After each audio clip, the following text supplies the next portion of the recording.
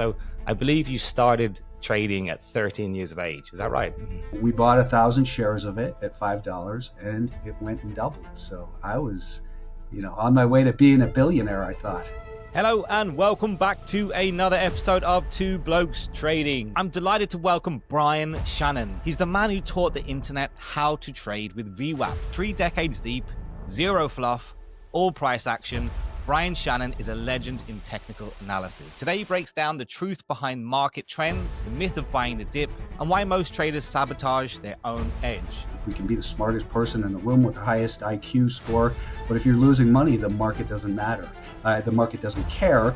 The only thing that matters is, am I making or losing money? How do you personally recover yourself when you're going through a bad period? Do you have a reset process? The biggest mistakes are the need to be right and, having an ego in the market. Do you think, most traders generally fail because of strategy, psychology, or do you think it's something entirely different? I don't have to trade Tesla to make money. Everyone wants to talk about Tesla, but you look at the chart, it's a disaster. You have to have simple rules, simple strategies, and find something that just works. In the market, simplicity is the market's greatest disguise.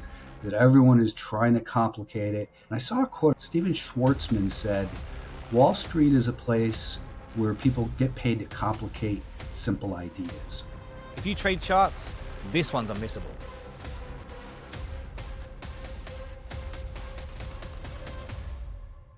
Brian, thank you so much for joining us today at Two Blokes Trading Podcast. It's a real pleasure to have you on today. Thank you for having me, Jonathan. Yeah, awesome. You have a great background, and I'm really interested to kind of dig deeper into that. So I believe you started trading at 13 years of age. Is that right? Yeah, that was my first trade. I didn't begin trading necessarily then, but that was my first experience in the market with, my dad had been into the market casually, and he would watch Wall Street Week, which was a show here that I think they tried to revitalize it actually in the U.S. A few years ago. I don't think it really exists anymore, but that was a Friday night thing that he would watch, and I would just kind of hang out with him and kind of just, started picking up a little bit here and there. And then, I heard an idea and I said to my dad, hey, can we buy that? He said, sure, let's do it. So that was my first trade at 13 years of age. What was it? What did you buy? Oh, yeah. I'm sorry. It was called LoJack. So LoJack had been on the local news. So I lived at the time in Massachusetts, just outside Boston. And at the time, they always called Boston the car theft capital of the world. So this company, LoJack, came up with a technology to track stolen vehicles. The problem was that, no one was going to, track them basically. So they figured out that if they, got them into some dealerships and then they donated the trackers basically to the state police. And when that happened, that was the story that got me interested. I saw it on the local news. I said to my dad, hey, can we buy stock in this company? He said, sure. So we bought 1,000 shares of it at $5 and it went and doubled. So I was, on my way to being a billionaire, I thought. Yeah. So what actually took you to trading? Obviously, that was your first kind of impression of trading itself. But where did that go from there? I mean, what was your introduction to real trading? So real trading, I think, was just something that evolved, basically. I was fascinated with that, of course, and had a couple other trades. Just after graduating high school, I had, dabbled a little bit. But then during my summer of college, I had some money and I put it into a company called Advanced Polymer. Kind of the same thing. It went from like 5 to 12. And at that point, going through school, I wasn't sure what I wanted to do as a career. I knew I wanted to be involved in the stock market. So the natural thing was to go and be a stockbroker. I thought that was, I was confused what a trader actually did. Truthfully, this was 1991. And I was confused about what a broker did. And it, ended up being a telemarketing position to call people up and bug them over the phone to buy stocks, call them up again and, get them to do a second trade and a third trade and develop relationships. So, as a broker, I tended to be a little bit more aggressive with my clients' money than the management actually wanted you to. So I was kind of practicing trading, with their money, not in a nefarious way, but in a way where, I was, I back then I was using, positive earnings surprises accompanied with the chart. And so there was always a good story to back up the chart. And generally, I did well for my clients, but I knew it wasn't my passion to, hold hands for people when the stocks go down and be their cheerleader. So I found I used to read the Investors Business Daily, the daily newspaper, and in the back of it they had an advertisement for Trade Capital. Put up $25,000, we'll give you 20-to-1 buying power. So I saved my money for that. And, after about a year and a half, maybe 2 years of being a stockbroker, I then took the leap and went to trade full time on a 24K dial-up modem. Anyone remembers what those were? That's crazy. And that you stuck to stocks. Obviously, that was your kind of your main. I've always been primarily stocks, and I do trade some options on stocks, not super aggressively. I've tried Forex. It's not for me. I've tried futures. They're not for me as well. I think it's the leverage. I tend to get myself into trouble, and I lose my discipline somehow in those markets. It's especially the futures. I've gone back and forth to trading, the E-mini in particular. I still have an account where I get, can trade it, but I do so only when there's really something interesting going on. But for me, it's primarily been equities. That's where I've made my most money. So let's stick to what's working. Absolutely. So you're obviously known for preaching discipline. You just said it a second ago. Was there ever a moment where discipline failed you, and is that what's kind of shaped that view? Yeah, of course. I mean, just like anybody else, we fall in love with a stock and buy more of it on the way down. Then we start looking at research reports trying to justify why we own the stock. So I'd get oversized in a position and realize that basically it's not coming back. And now I've tied up all my buying power in a stock that's going down. So, the lesson there was you can't do that anymore. Otherwise, your ability to, not only you sitting in a loser, but your opportunity cost with all your money tied up in this loser means that you've got to change something. So the good news for me is that it's always come very naturally to me to sell losers. I just don't like to lose money. Some people seemingly are okay with it. I don't understand that, but it's the hardest thing for traders to do, is to let go of a loss, to accept the loss, and really that should be the easiest thing to do, right? That's psychologically not how it works. Yeah. I don't think I would be as long in this career. I probably wouldn't have survived my first year or two if I didn't have that natural ability to recognize, hey, the market doesn't agree with me and I've got to move out of this thing because I'm not, especially when you're trading is your only source of income. If you're sitting in losers, just hoping for them to come back and they just keep going down, well, and then you see all these other stocks making these great runs, you've just got to cut it and move to the sidelines. It's the biggest problem that new traders specifically have. We can talk about discipline, resilience, and everything else. It's all well and good having that, but if you're letting your losers run against you, it's a one way to blowing up your account. And unfortunately, just traders don't seem to be able to conceptualize that early in their career. And if they could adapt that approach early, I think you'd see the numbers of successful traders really increase. But another point, you also say that only price pays. Tell me what you mean by that. Well, it actually comes just from those types of experiences that, at the end of the day, the only thing that matters is price action. And are we making money? Yes or no? We can be the smartest person in the room with the highest IQ score, but if you're losing money, the market doesn't matter. The market doesn't care, or in your IQ and your intelligence doesn't matter. The only thing that matters is, am I making or losing money? So we tend to, we want to assign a reason why a stock is moving higher or lower, and that's just human nature, and there's nothing wrong with that. I'll still look at news headlines and that sort of thing to just kind of determine what the overall sentiment is. But if, I'm owning a stock and it gaps up and starts selling off on good news, I'm going to look at it and say, this is probably buy the rumor, sell the news. Now that everybody knows what this news is, the market's a discounting mechanism. It's already anticipated this. It's time to move to the sidelines, and I can always get back in. So my focus has to be on price action. Otherwise, my discipline breaks down if I start believing a story and, allowing a loser to get away from me. Sure. And have you made that mistake in the past that still lingers, that trade or the decision that you made that even years later, you still kind of think about? Not really. I mean, there's a couple, big losers I've had out there, but, I've pretty much, they're just trades. They're not anything special anymore. The one that I talk about a lot is it was actually called Alexion Pharmaceuticals.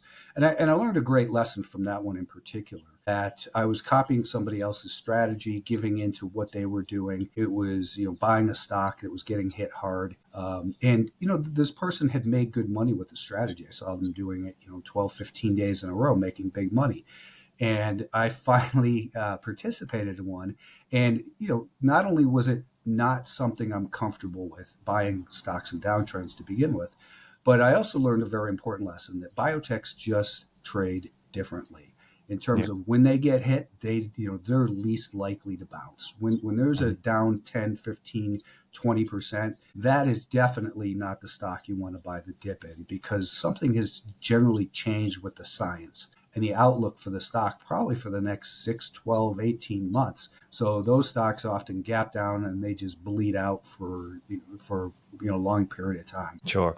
And you kind of touched upon it there in terms of how you actually approach the markets. Would you say you're kind of a pure technical trader, or do you also bring in fundamentals and sentiment into your decision-making process? It's really a combination of all that. I mean, I'm known for technical analysis. I've written 2 books about it, and that's what I talk about in my videos each day. But I'm aware of the fundamentals, and you have to be. To me, I kind of look at what are the most basic important things. Is the company selling more things, whatever they do, and are they making more money doing it? Because that's, earnings eventually drive stock prices, or the expectations of earnings.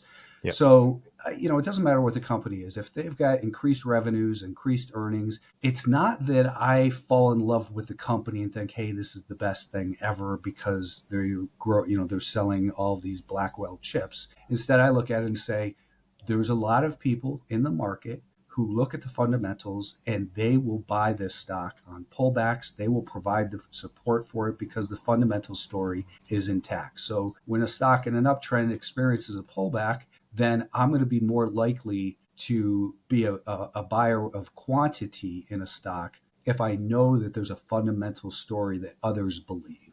So it's kind of like, it's like a chart. It's the psychology of what's going on. I don't buy a cup and handle because I think there's any magic to it. I buy it because I think other people are buying this break past this resistance that has been tested numerous times and we've shown higher lows. So in that sense is sentiment, and you can put in seasonality, I guess, as well. I like to say that technicals are when we get involved, when we buy and when we sell. Fundamentals are why, and seasonality is a time of interest. You can look at it though and say, look at sell in May and go away. That's just been awful the last several years. Mm-hmm. It's been just the opposite. It's buy in May and you're on your way. I guess we should, rename it or something. Sure.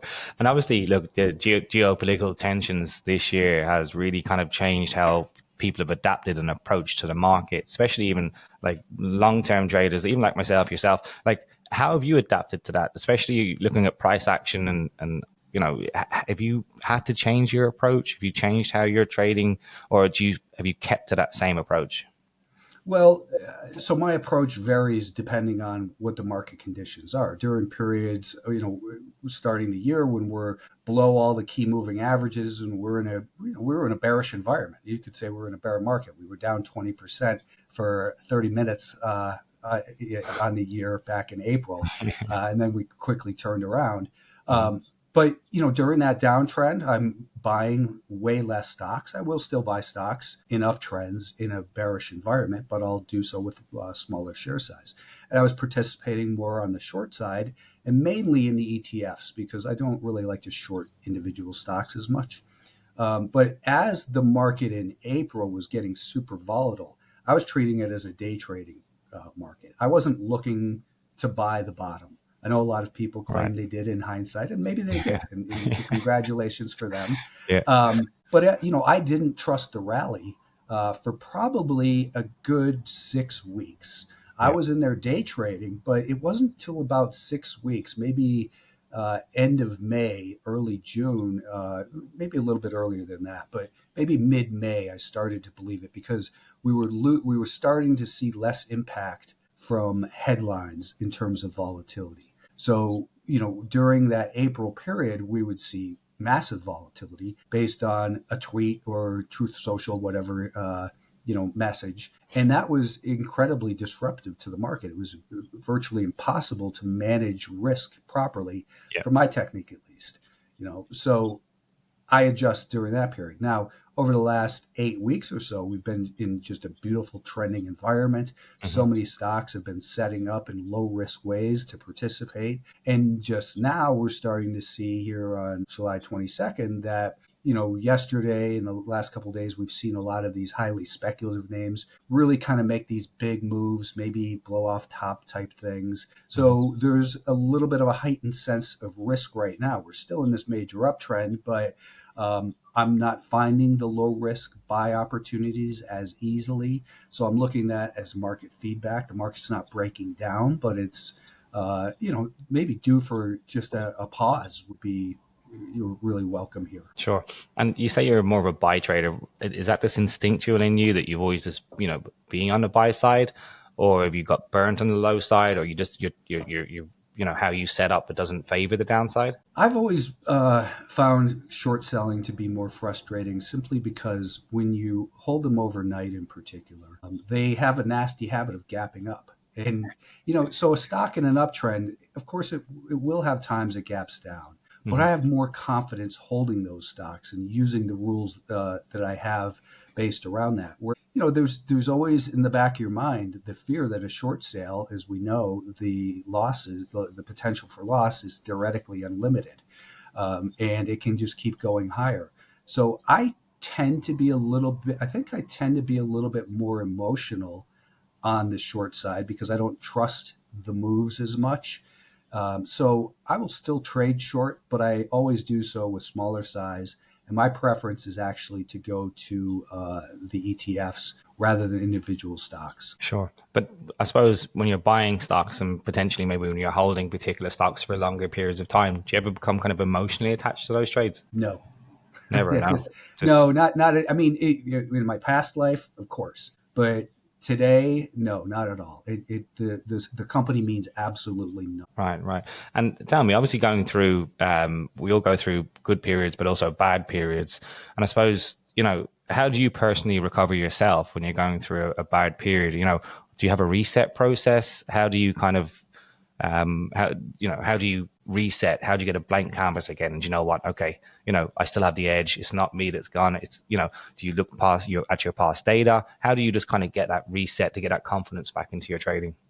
Sure. I'm not a big journaler. It's just my personality that I never took notes in school. I would, scribble notes in the side of the book, and I've got all kinds of little scraps of paper laying around with my notes on it and that. But, I'll study my process and say, what's going on? Is this something that I'm doing? Am I making amateurish mistakes? Am I buying stocks that are gapping up, getting excited because of an upgrade, or buying, averaging down in the stock? So the question is, as you implied, am I doing something wrong here, or is the market just giving me negative feedback right now? So something that I'm doing, I kind of treat them both the same, is that I'll start out really slow. Once I recognize I'm in this bad streak, the tendency a lot of times is, well, I'll size up and get it all back. And I've learned through experience that simply doesn't work. It's a great recipe for double down kind of approach. Yeah, for massive losers, right? So I've, the key is one, to recognize what's going on. One, hey, my performance isn't there. And then what is the reason? And whether it's, the market has changed like it did in, April as we were, showing those huge moves. Well, then I'll say, my swing trades aren't working because of these big gaps. Therefore, I'll day trade. But I still don't trust these moves intraday. So I'm going to day trade, but with smaller share size. And if I was trading with a, $1,000 risk unit last week and lost 4 days in a row, I might drop it down to a $200 risk unit. And then start working my way back up once I have that confidence again. Like it or not, our confidence comes from price feedback that we get. It doesn't mean all of your confidence should come from it. Your confidence should come from a system. But if the market is breaking your confidence while you're employing your system, then it says you've got to slow down and reassess. And so that's it. Is just slow down, reassess, and gradually get back into it. Build your confidence back up for sure. And Yeah. tell me, are there any gems on that piece of paper you just showed me now? Let's see. Call my son. That's not helpful. No, not really. This is just nothing in particular. It was worth asking. This one could have them though. Yeah, that's that one that might have some. Talking about the personality of the stock, thoughts on 24/7 trading, that sort of thing. Yeah, for sure. And look, you did a lot of mentoring, right? I think you've taught thousands of traders over the years.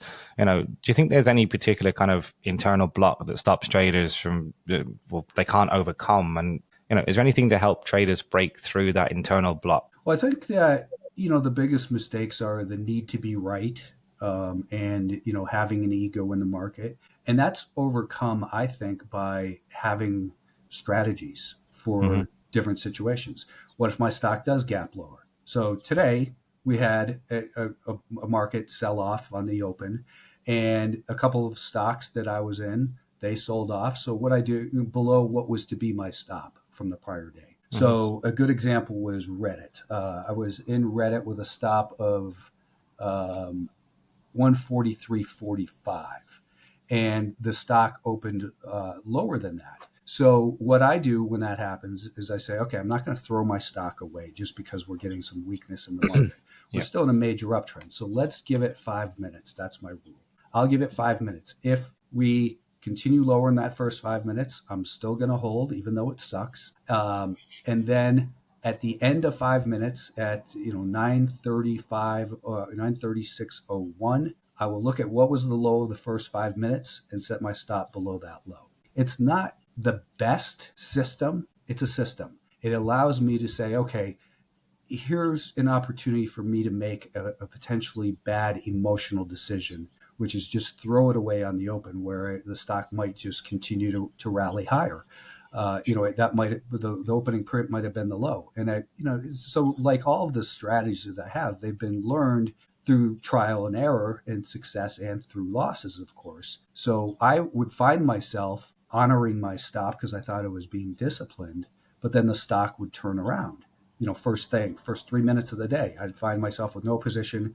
It got back all of its losses and then went on to be a bigger winner, and I was sitting there on the sidelines. Yeah. Of course, you're going to either, what's the definition of insanity? To repeat the same mistake and expect a different result. So you have to change the approach. So the approach is, again, born out of necessity, of not throwing away good stocks. Give it time to breathe. Yeah. Yeah, just a little bit. Just again, it's a strategy. You might say, well, why not give it 10 minutes or 15 minutes? Or I've given it. Some people might say 2 ATRs or something like that. And there's all kinds of different ways to do it. The key is always, John, is to know yourself and know what where you're most likely to make emotional decisions. And if I can just expand on that, is where a lot of people make emotional decisions is chasing stocks and being excited on a stock that breaks out. So I love selling stocks that break out if I'm positioned properly. If the move really began 3 days ago and 8% lower, and then the stock breaks out and everyone's talking about the breakout, I'm very quick to get ready to sell some in that breakout area, because they start to often fail. Because how often you hear people complaining, oh, I buy breakouts, but they never work anymore. And well, of course not, because you're late. Too late. It's not, exactly. For sure. And do you think, most traders genuinely fail because of strategy, psychology, or do you think it's something entirely different? What do you believe is the key? It depends on where they are. As a newer trader, they're not going to have any strategies. They're going to have to develop those. Their failure comes from too much confidence and too much position size, I think. They're going to go in and, have a $50,000 account and start trading with their $50,000. when I should probably be trading with $2,000. Yeah. And learning what makes them tick. And so initially it comes from overconfidence, and then you start taking some losses and you realize, hey, I need some strategies. I keep getting suckered in the same way over and over again. So then they develop strategies, and the strategies are good, but the failure to implement those strategies, to override your systems and think, no, it's different this time. I'm going to buy some more. I'm going to average down this time. Because those were the same mistakes that I have made. Is I've got a system, it works, and if I implement it with discipline, I know I'm generally going to get a positive outcome. But once I start thinking, well, this is the exception, and I'm just going to buy some, I am going to buy it at this 20-day moving average because it held the last 3 times or something like that, inevitably that's the time it doesn't hold. And then you start to get paralyzed. I've seen, it's happened to me. You get paralyzed with a loss. Yeah. You're like, well, this loss is just too big. I can't take it now. And then it goes down further, and you're like, well, we're at the 50-day moving average. I'm going in here. And so, it's different mistakes along the way, but without a doubt, it's something to do with ego and thinking that you're right, and breaking, if you have systems and strategies, breaking those because you think that you've seen something different this time. Sure. And it sounds like you've got your rules in place. And I always try to preach this as well. It's like, look, have your strategy, have your rules in place, and just stick to it, be disciplined around that. And from our conversations already, you can see that, right? But the problem is when people break those, right? Once you break their rules, once you break that system, that's when things start to go wrong. And that's absolutely key for any new trader, or even advanced traders. We have to stick to them rules. And like you say, it doesn't matter how many times that you go, oh, I might have missed that trade, but it did eventually go up, and look how far where I missed that trade. You can't care about the trades you've missed. You just got to accept that you didn't lose. You're not going to move on. It's always going to be another winning trade and a big move that you can catch at a later time. You're still in the game, and that's the key for traders, to stay in the game, right? Absolutely. And you've been doing it for what? How many years now? 30 years? What keeps you 30 plus, curious? Where do you get your motivation from still now? I get asked this question quite a lot as well. Are you still curious about the markets? Has your definition of success changed as well since when you started? I mean, ultimately in the market, again, only price pays. So it's at the end of the day, the trading aspect is about, am I making money or losing money? Am I engaging in the market with my strategies? Am I taking profits too early? Something I still focus on is, holding winners longer. Like I said, selling losers is always easy for me. But I get a lot of motivation these days from helping other people, and doing webinars and getting good questions. And it's not just about helping them, because when that happens, it also reminds me all the time of the key things that sometimes if my discipline is breaking down and I start talking about something, in fact, if people recognize my patterns, they'd probably notice, wow, Brian seemed really passionate about that point today. It's probably because I just broke that point in the last day or two. And I'm not going to come out and say, here's what I did wrong, because I don't talk about here's what I did right and how much money I made. I'm not that type of person that's going to do that. So I will talk a little bit more passionately about something when I've broken one of my rules, and I will start to say, here's why you can't do it. And so it's human nature. It's still there. It re-engages your brain when you're teaching people, right? That's what I find anyway. I think, it reminds you to, all the stuff that and learned over the years, that kind of very easily kind of goes to the back of your head. But when you're teaching it and talking about it all the time, that constantly stays at the front of your brain, and that actually, I find, helps me just to keep that focus, because you're teaching other people to do the same thing, but it's like, that actually helps my trading, because, sometimes when you say something, it makes more sense than when it's stored away in the back of your brain. Does that make sense? %, yeah. And do you think, your perspective on trading has changed now? Do you think you look at the markets differently? Maybe were you kind of chasing gains previously? Are you now kind of more, you're in obviously a better position now, as you've been doing it for a long time? But do you think that perspective changes in terms of, have you become a better trader now that you maybe not chasing trades as much, or, Yeah, I mean, I think that, so try to trade different time frames as well. Whereas when you're younger, you're just chasing whatever's moving fast, right? And that's when, and that's curiously, where you're going to create your bad habits, and your most emotional decisions come on the shorter term timeframes, because you don't have as much time to think it through and be more methodical about it. So now that, I don't know when the transition occurred, but I tend to be more patient with things in terms of, holding winners, number one, but also waiting for the setups. And as you were just talking about, being completely okay with missing a move. I don't have to trade Tesla to make money. Everyone wants to talk about Tesla, but you look at the chart, it's a disaster.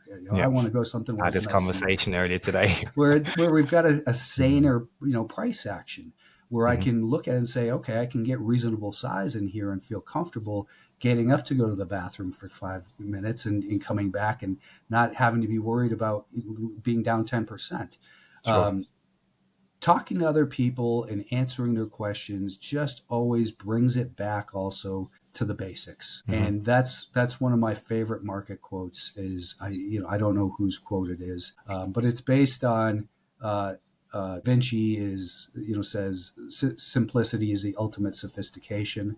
And in the market, simplicity is the market's greatest disguise. That everyone is trying to complicate it. And I saw a quote, I think it was Steven Schwartzman said, Wall Street is a place where people go to get paid to complicate simple ideas, or something to that effect. Yeah, it's so true. I mean, the simpler you can keep your strategy, and especially if it's working for you, don't overcomplicate it. I think you mentioned it earlier on about paralyzing yourself. People do that in the same way with so much analysis going into the market. They want to get every detail right. By the time they do, the market's moved. You have to have simple rules, simple strategies, and find something that just works. It's not going to work 10 out of 10 times. It's going to work 6, maybe 7 if you're really good. But have something that's simple and stick to that process. That's I love that saying. It really resonates with me for sure. Obviously in your mentoring a lot now at the moment, I believe. And, obviously in the current macro climate, what would your first lesson be for traders kind of entering this kind of a wild kind of market period? Well, I think that, in terms of individual stocks and just the market overall, you've got to look at it realistically. Like I said, a big mistake that people make is chasing moves. I can't tell you how often I get asked a question about a stock, and for some reason it seems like a magic number. A stock that was up 10% in the last 3 to 4 days. Then I'll look at it and say, do you think you're early here? Would you be happy with a 10% in 3 or 4 days? That's a really nice return. And would you be tempted to sell some? No, I'm holding forever. Okay, well, forget that part too. We will work on that as well. But, you would be starting thinking about, okay, if it moves against me, I'm going to raise my stop up, and you want to start to protect those gains. So ask yourself, where has it come from? Where does it have the potential to go? So if it's just expended energy moving up 10% and it's right at that breakout point, well, that breakout point probably isn't going to follow through this time because it's expended too much energy getting there. Versus if it rallied up 10% to hit that level, let's call it 25 last week, it pulled back and had to only rally 3% to that 25 level. Now it's tighter, and let's say it pulls back again, and now your higher low is 1.6% away. Now you buy that breakout and you put your stop under that low that's 1.6% away. The energy's compressed. It's more likely that that we keep hammering away at that resistance. The buyers have stepped up in terms of higher lows. So now that's, not all breakouts are created equally. So what's the setup getting to the trade that you see? Yeah, exactly. Comes back to making sure that you find your perfect entry, right? For sure. That's a great bit of advice. And lastly, I suppose, what does emotional edge mean to you? And how does one actually build an emotional edge, do you believe? Well, the emotions are always going to be there. Right. And one of my quotes that I like there is that I think it was Martin Pring from Investment Psychology Explained, I think. And it is, like it or not, when you commit your money to the market, you also commit your emotions. And I've kind of expanded that saying, and when you're in leverage, you're leveraging your emotions as well. To me, the emotional edge comes from, yeah, the emotions are going to be there. And we've all seen the emotional cycle of, euphoria, denial, and all that stuff. If you can have strategies that remove those, like, my gap down to keep me in a stock for at least 5 minutes and just take a breath, or the chase the gap or wait for VWAP. Instead of just chasing gaps and expecting them to continue to run that without any place for a logical stop. So if you have strategies, the reason we have strategies, I think, for me, is to remove the emotional aspect from the equation. To say, okay, I've seen this type of situation before. Here's how I want to respond. Here's where my stop is going to go if the market doesn't agree with me. And then that, to me, is, people say, well, you don't want to be emotional. And I agree. And the way to do that, it's always going to creep in. But if you can have systems and strategies that reduce the likelihood of those emotions, that's the point of those. And if you're objective. Yeah, and time frame, like we spoke about time frame as well. If you're a newer trader, you've got no business trading off 1 minute charts and 2 minute charts. Those are, you advance to that level. Otherwise, that emotional cycle is going to be supersized on, over the course of a day. You're going to see every single one of those emotions when the market rallies up, rolls over, and then, starts to decline in the afternoon. You're leveraged with E-minis and, trying to average down, thinking it's got to bounce off the VWAP, the 2-day VWAP, and then maybe it's the 5-day, etc. Yeah, for sure. Well, Brian, it's been a real pleasure having you on today. It really has. I think our listeners will certainly have learned a lot from today's podcast. And make sure, guys, to check out Brian Shannon's books, and links will be in all of our socials. And Brian, thank you so much for taking your time out today. It really has been a pleasure. My pleasure. Thank you, Jonathan. Thank you so much.